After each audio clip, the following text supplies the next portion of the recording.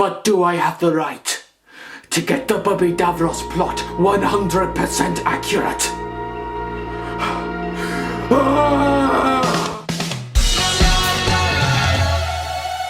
The titles are out of sync again, but you know, I don't care anymore. I've stopped caring because you've done it so many times now. I just don't expect anything anymore from, you know, the syncing people. No visual cues. Christ alive.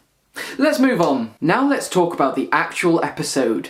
Death to the Davros. Wait, what? It's not called that. What?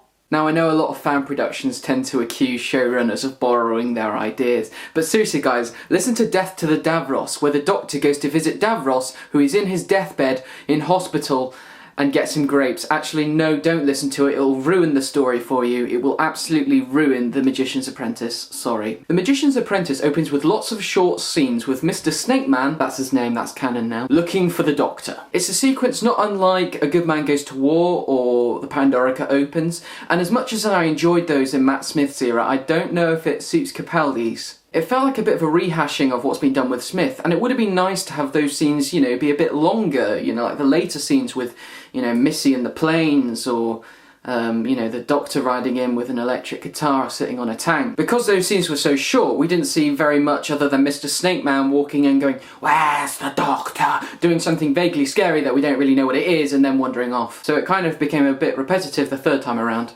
But the bit where Mr. Snakeman actually, you know, unravels and, you know, reveals what he is absolutely amazing. I love the CGI, and it was a really original idea. I also really like the way he kind of slides about. Also fab. One of the things I wasn't too sure about in the series 4 finale, you know, all that time ago, was the kind of lack of good Davros scenes. He's such a great character, and it's so nice to see that he's back again. Yeah! Yeah! Admittedly, there's none of his trademark ranting because, you know, he's dying.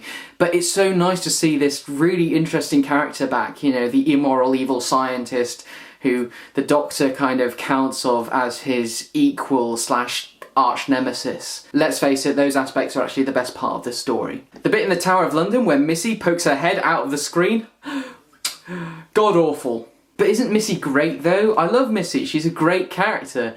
I just don't really think of her as the Master. Maybe that's just because no one calls her the Master anymore, but I think that it would have actually been better if she'd been, you know, an original new Time Lord character, you know, interesting and unique and not like the Master. Clara is kind of tolerable, I suppose.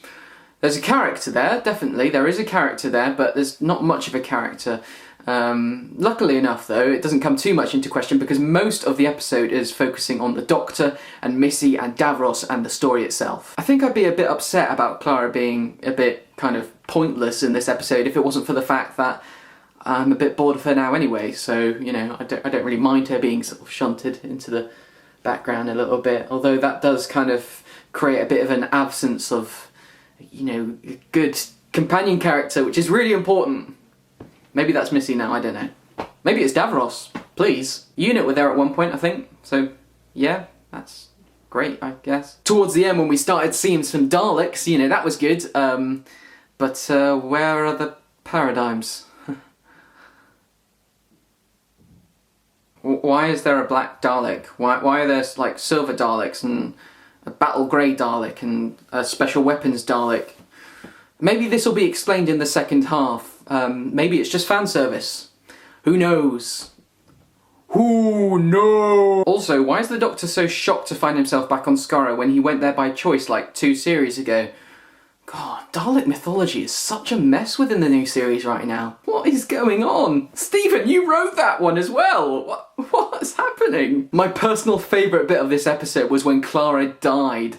I can't wait for her actual death, but Moffat has really given us a treat in the first part of this series by showing her getting exterminated. Thank you so much. It just made me feel so warm and fuzzy inside when she goes, "Ah!" Although hopefully her actual death will be a little bit more drawn out. We'll see.